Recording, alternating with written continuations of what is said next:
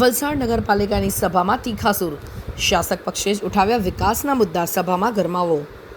વલસાડ નગરપાલિકાની સામાન્ય સભા યોજાઈ હતી, જેમાં રસપ્રદ અને અનોખો માહોલ જોવા મળ્યો.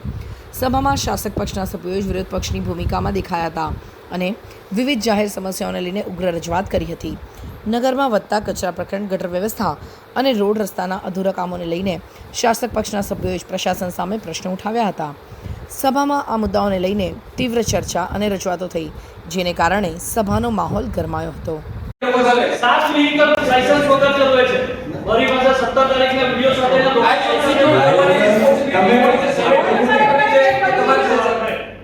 અરે એક્ઝિક્યુટ કરવાની રિસ્પોન્સિબિલિટી કોની છે?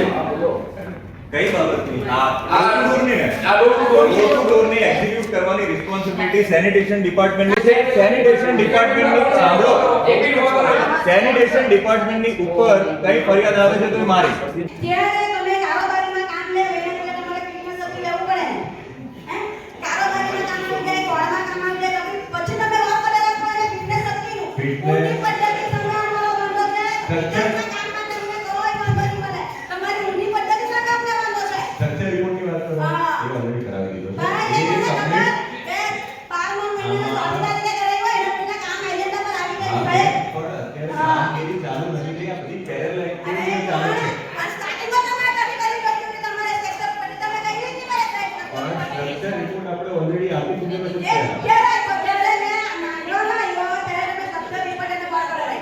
ઘણા કન્સ્ટ્રક્શન કરેલી એજન્સી હતી નગરપાલિકામાં અને નગરપાલિકા તરફથી બી ચૂકવવાનું જે તે સમયે નહોતું આવ્યું. હવે એમાં ઇન્ડિવિડ્યુઅલ હાઈકોર્ટ કેસ થયો. હાઈકોર્ટે કોમર્શિયલ કેસને રિફર કર્યું હતું.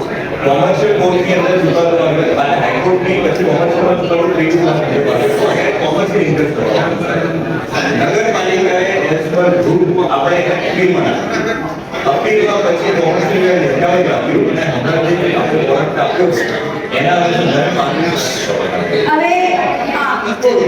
એની પછી આપણે એને બી અપીલમાં આપણે અમદાવાદ કોમર્શિયલ કોર્ટમાં છે, પેન્ડિંગમાં છે. પણ રાહુલની કોમર્શિયલ કોર્ટે આપણને દરેકનો હમણાં ચુકાદો આપ્યો છે. કોર્ટનું માન જાળવીને અત્યારે આપણે ઠરાવ કરીને એ જે અમાઉન્ટ છે ને એ ચૂકવવો નિર્ણય લેવાનો છે. પણ એ કેસ અત્યારે ચાલુમાં જ છે. એની અંદર જે ફાઇનલ નિર્ણય આવે ને એના ઉપર ત્યારે બધું આપણે કરવાનું રહેશે.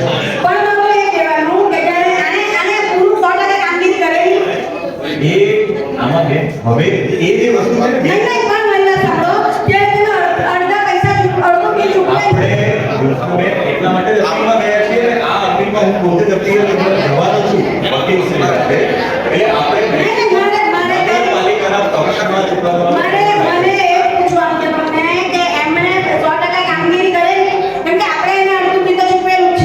નગરપાલિકા તરફથી જે બિલની અમાઉન્ટ છે ને એટલી કામગીરી કરેલી છે એ પ્રકારનું જે તે સમય એફિડેવિટ થયું છે એના આધારે